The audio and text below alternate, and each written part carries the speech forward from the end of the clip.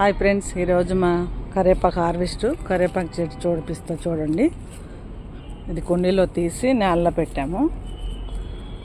ఇది చూసారు ఎట్లా వచ్చిందో. ఫస్ట్ బాగా ఆకు వచ్చేది కాదు, తర్వాత బియ్యం కడిగిన నీళ్ళు, ఈ బనానా పీల్స్, బనానా ఫెర్టిలైజర్ ఇవి పోసిన తర్వాత చెట్టు బాగా వచ్చిందండి.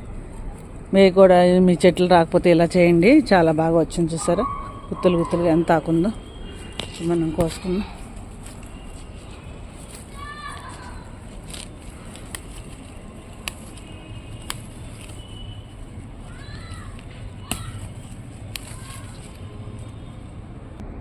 చూడండి ఇప్పుడు ఎంత ఆకు వచ్చిందో. మనం ఇప్పుడు ఇక ఆకంతా జ్యూస్ చేసుకోవచ్చు, కారపొడి చేసుకోవచ్చు. ఇట్లా కడిగేసి ఆరబెట్టుకొని మనం స్టోర్ చేసుకుంటే ఒక 20 days 1 month ఉంటుందండి.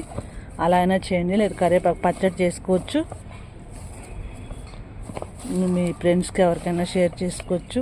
మన చెట్లు ఇలా కోసుకొని మనం ఇట్లా ఎవరికైనా ఇవ్వాలన్నా, మనం ఫ్రెష్గా వండుకోవాలన్నా చాలా బాగుంటుంది, హ్యాపీగా అనిపిస్తుంది.